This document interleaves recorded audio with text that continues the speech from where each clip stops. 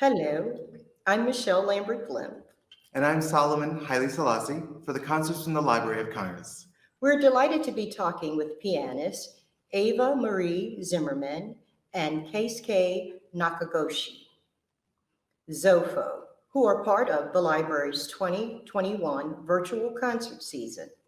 This performance is part of our Rehearing Beethoven Festival with two wonderful Beethoven symphonies, 4 and 6, being performed this evening. Welcome. I know you worked together for over the past 2 decades, blazing new paths for four-hand groups by focusing on the 20th and 21st century repertoire and by commissioning new works from noted composers. We are so pleased to have your performance on our Concerts from the Library of Congress platform. 2019 marked your 10th anniversary as a duet, and you're rare. Only a handful of duos play four-hand.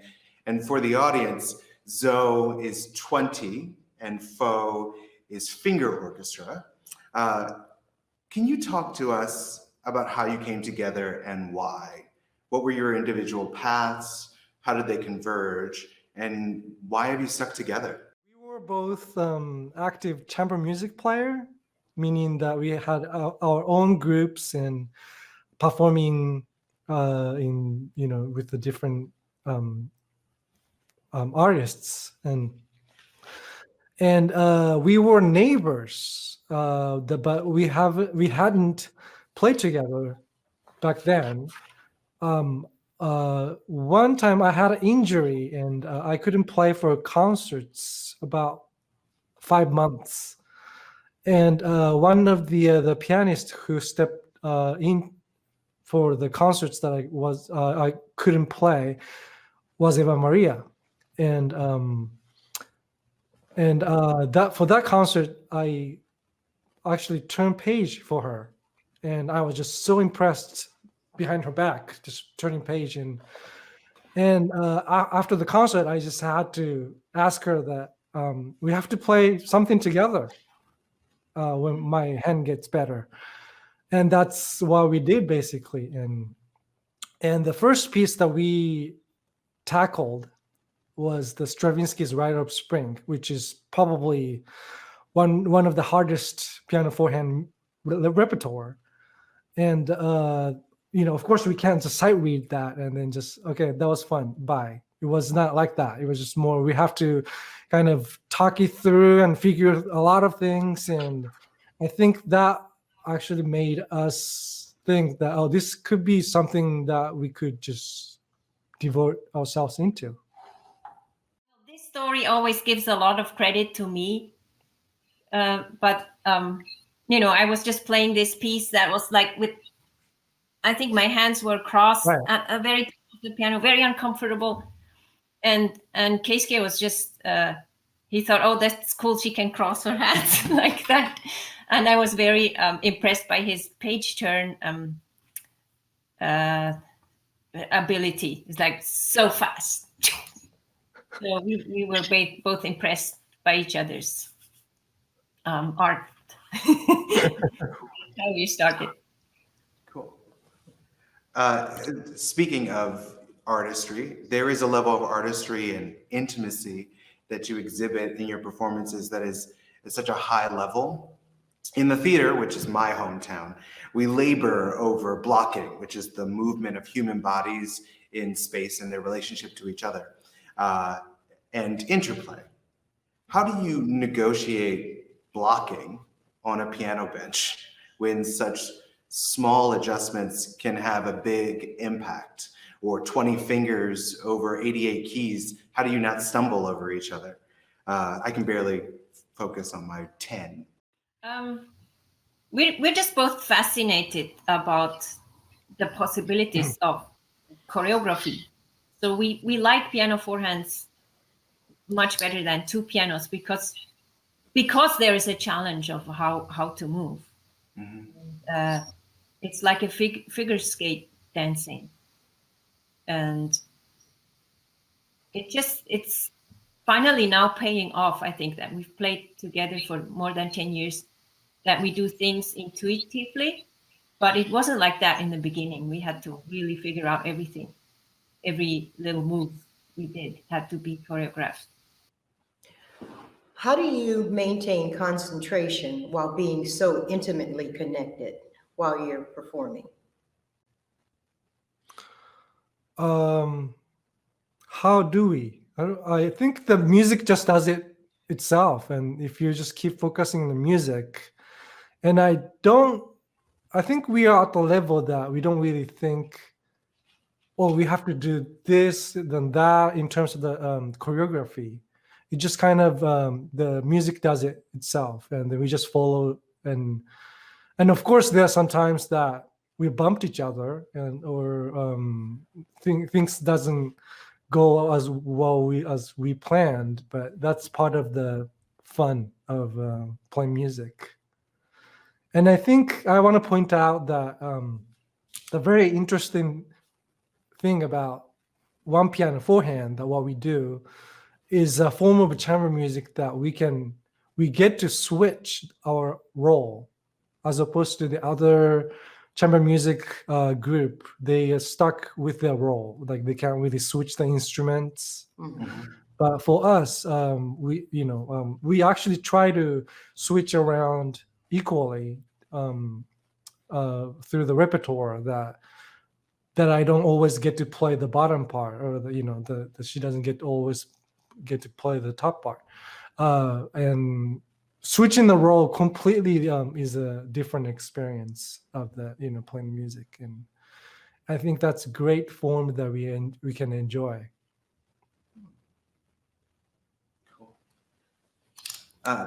Your concert will be part of our Rehearing Beethoven Festival, which has featured the Takas Quartet, the U.S. Marine Band, the Borromeo String Quartet, and will continue through the end of the year with performances from Adam Golka and the Verona String Quartet, another piano duo, Ran Dank and Suyin Kate Lee, and we'll finish with Christopher Taylor on December 17th. Can you talk to us about adapting and performing Beethoven and the Symphonies 4 and 6? The question is always, when we play orchestral pieces, are we going to try to sound like an orchestra? And the answer is no, because if we are trying to, we will lose. We will 100 times lose. So my take is that we should study the orchestral score. We should know which part is played by which instrument. But in the end, it's for people who know the piece very well, when they listen to us, they will hear the instruments. And for people who don't know the piece, they will hear a piano piece. So no matter how well we are doing with bringing out the different instruments, they will hear a piano piece. So in the end, it needs to work as a forehand piano piece. You've worked with several noted composers. What does the word interpretation means to you? I think it means we make the piece our own. So it's not that we don't want to share it or so, but it becomes part of our family somehow. We have a family of pieces that we are playing, and then we take a new one and make it part of the family. And we feel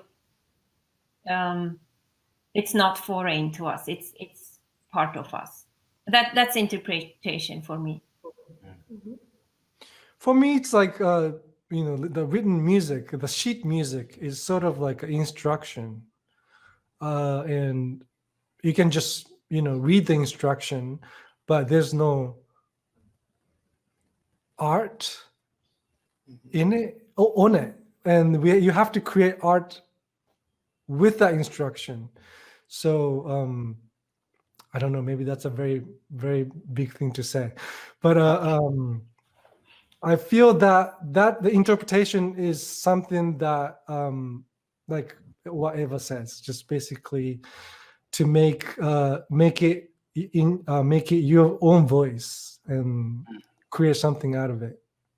How much freedom do you enjoy in that process?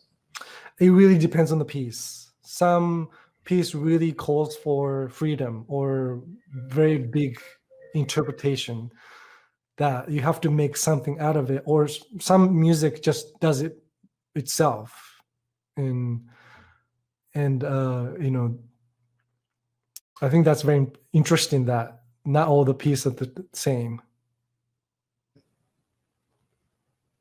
What about Beethoven for 21st century audiences? Is Beethoven still relevant, and does his music still speak to a modern audience?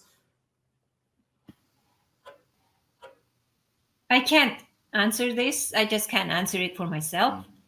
And it does very much for myself. So I think by doing Beethoven doing this to me, there is some honesty and some importance, maybe, that I, maybe not importance, but some, I can honestly share this with other people. And it might also just take them in. So for example, the storm movement in the Sixth Symphony, it's just every time I hear it or I play it, I get cold. I'm like freezing, and it's so intense, the feeling, that my body starts shaking because I just feel the rain pouring on me and the lightning, and it's very strong, a strong impact on myself. So I hope that others also will feel it. I'd like to think so too. And it always fascinates me that this is a music that, you know, a person, a composer from maybe 200 years ago wrote it, and back then the people around was enjoying the music. And it's just so fascinating that after 200 years later, we also enjoy the same music in the same way. I don't know about the same way, but that's just timeless, really fascinating about art. Some feel there's no need to record classical music, that it's all been done before. What do you tell them? Who says that? There's no what? There's no need to record? Some people. Some people. Some people. Oh, who are those people? Well, you can also say, you know, there's no need for me to go and smell a rose. Why do I do that? I just like doing it. And I like you doing it as well.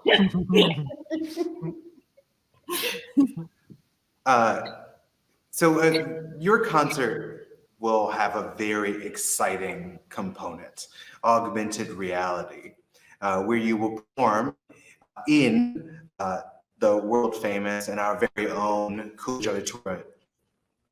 Our patrons will be very happy to get back to Coolidge digitally, but besides being very cool, what do you hope our audiences will be able to get from this technical magic? We have not really thought so far. We were so into recording, and we're so glad that all the technical stuff worked, that we're not even imagining how this will come out. But now that you say it, I think I heard that people can actually get really close to our hands and see what we are actually doing, which in a normal concert people could not. So that might be very interesting, especially for a four-hand concert. And this concert was our first attempt of using this technology, Immersphere, which is we recorded at my house, and we put the all green cloth. What was it called? Green screen. Green screen. Yeah. Okay. Like all the wall, floor, not ceiling, but everything was green. And it was very funny because I usually associate that with a forecast reporter. Yes. And my house turned into that studio for about a week, and I actually pretty enjoy it. Was it disorienting at all? Yes. putting up the cloth, and I think the hardest part was putting the cloth wrinkle free on the floor, because it just like whenever you walk, it just kind of gets wrinkled, and we can't lift the piano up to put on the cloth, so we have to kind of put it around the legs and hope for no wrinkles. And yeah. I'm so glad he did it at his place, because here my 3 cats would have all, worked on the green screen, and his dog was afraid of the green screen, so it stayed the way it was the whole week. Well, maybe first couple days, but then after he got used to it, and he just became a model. So that leads me to ask that in our new virtual world, how have you been able to manage the music and the technology?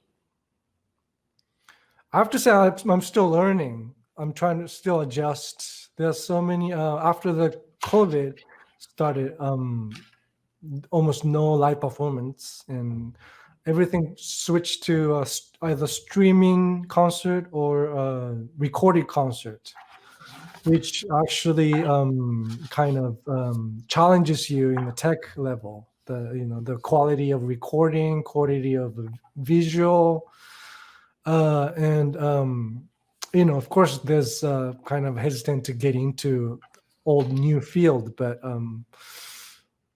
you can't have that choice, and you just kind of have to go for it. Eva, have you experienced any challenging in that area? To tell you the truth, I just let Keisuke deal with it. I would just slow things down. I'm so not useful in that. Mm-hmm. So I've kind of given up on it. This is a unique time for musicians, performers, and audiences alike. But as people, how have you been coping during the quarantine? How have you found enjoyment, pleasure, and art? It's actually, I'm very, very fortunate, because I can teach my students over Zoom. So there's really nothing, no income that I'm missing. I've made my income with teaching, and I could just continue. And somehow seeing into all their living rooms and bedrooms and so on, and seeing their parents, it just made it almost more close, my connection to the students. And also, I'm not a person who goes out so much anyway. I'm not a social butterfly, so I'm not missing a lot, actually. I actually enjoy being home and going outside and hanging out with the same people the whole time. I'm very fortunate. I know it's so hard for others. I feel the same. You feel the same? Okay. Mm-hmm. One other question is, what's the most rewarding thing in four-handed piano music? And what's the worst when playing? Rewarding. Can you think of something? Well, it's you sound much bigger than you actually are, right? After a while, you think it's you sounding like that, but you together you sound like there's this big sound coming out of the piano that both of us think we ourselves are producing, but it's the two of us. So that's very rewarding. And also just the playing with the choreography is very fun. And being able to listen to a piece when you play the bottom part and to really hear the whole thing from the bottom, that's also very nice. Do you want to add to it, Keisuke? I was going to say, sometimes when you make a mistake, you can pretend like you didn't. The other person made a mistake. I don't know. I just like the four-hand piano, this form, so much better than the other chamber music form. I mean, don't get me wrong, like I love all the chamber music form, but particularly this one, I'm really fond of it.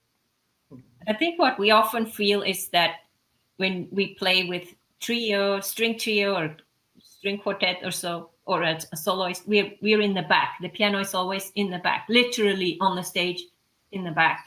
And then there's this, you play the greatest music, but you are not in the circle that those string players have in the front, for example. You're outside of that circle. So even though you might have, a really good part to play, you're outside of the circle. And because we're now together at one keyboard, we have this circle around us. We're in the middle of that circle. So that's very rewarding. Your repertoire is pretty spectacular, featuring several composers that the library has commissioned, from Hindemith, Bernstein, and Kurtak to Crumb and Barber. And while it would be really unfair for me to ask who your favorite composers are, let's just ask, what have been some of your favorite pieces to perform or adapt to four-hand? And we'll start with Keisuke. The first thing, well, I mean, I have to say it always changes, of course. It depends on the mood and what I'm working on the current moment. But the first piece, when you ask the question, first piece that came to my mind was the Host's Planet. And it's another orchestra piece, and I always loved that piece. And when was that? 5-6 years ago, I arranged that for us, and we recorded it for CD.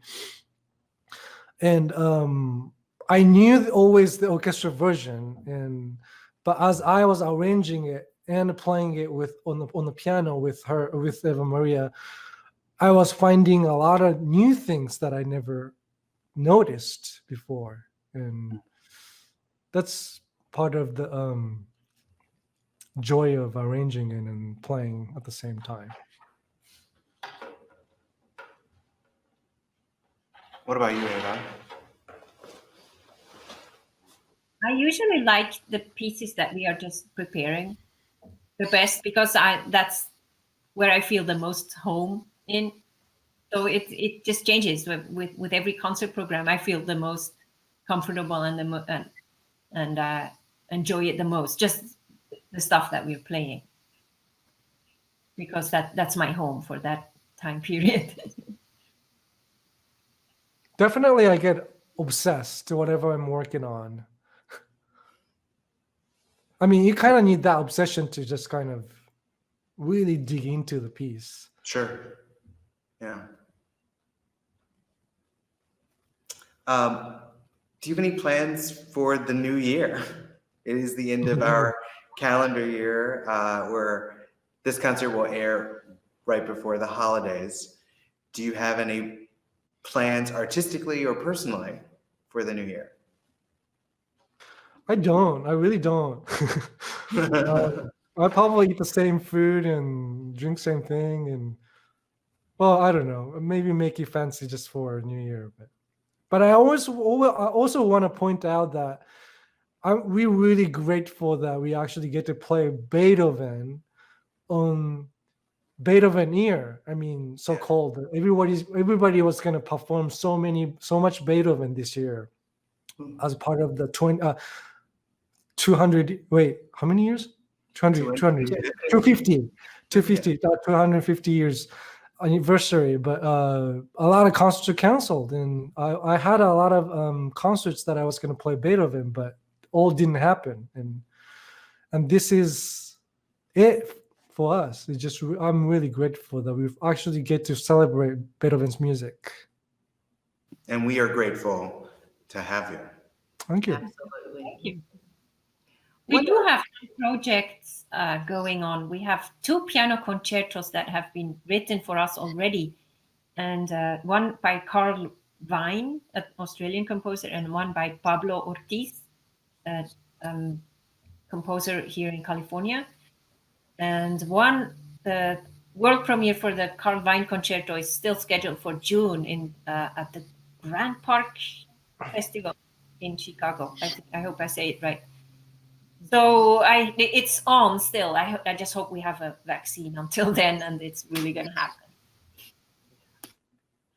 So, who or what was your biggest influence as an artist? What influenced you to become who you are today as an artist? Well, I think it's a whole combination of people and events and just teaching, everything. The whole life is just. I think that you can say that for everyone. You can't take the life from your work. It's all the same. But I know you want to hear some names. Whatever you feel is good for me. I won't put you on the spot. What is it that you, what am I looking for? What is the feeling that you hope audiences have when they listen to you perform? What we are hoping for that they would feel. I would like to take them into our circle. I was talking about that circle before. I'd like them to drag them in and be part of it. And if that can happen, then that makes me very happy. I just want them to get lost in the music when they hear it. They just kind of forget about what's around with us right now and what's, and just kind of only enjoy the music that's going on right now. And that's, I mean, for myself, like when I listen to really good music, it just, time stops and just kind of enjoy that art for what it is and forget about what I'm doing, or it just kind of become just me and music and nothing else. And that state of mind is just, I think it's great. And if the audience can get that, I mean, that's, I think, really rewarding. Cool. Okay. Finally, we want to thank you very much for joining us today. We're very excited to see the concert airing tonight here on the library's concerts site, loc.gov/concerts, the Performing Arts Facebook page, and the library's YouTube channel. To give you the last word, do you have anything else that you'd like to share with the audience? Maybe the fact that these symphonies have been played a lot as piano duets after they were written, more so than as orchestra pieces. And if you look at the arrangements, they have been done right after the works were composed. So that shows a big demand of to get those piano forehand scores, and people would gather at home, have little parties, and then two people would play symphonies or other orchestral pieces. So today, with this Immersphere technology, we actually can kind of relive this experience because people will be in their living rooms or at home, and we bring this music into their home live. So I think this is as close as it can come in this pandemic time that we have now, as close as it can to 200 years ago. Cool. Okay, so do you have any last words for our audience? They just keep celebrating Beethoven because we missed out this year. So, Well, thank you both very much. Again, we're very excited to have the concert this evening, and we look forward to some really cool music. thank you. Thank you so much for having us. Yes, thank you. Oh, truly our pleasure. Thank you.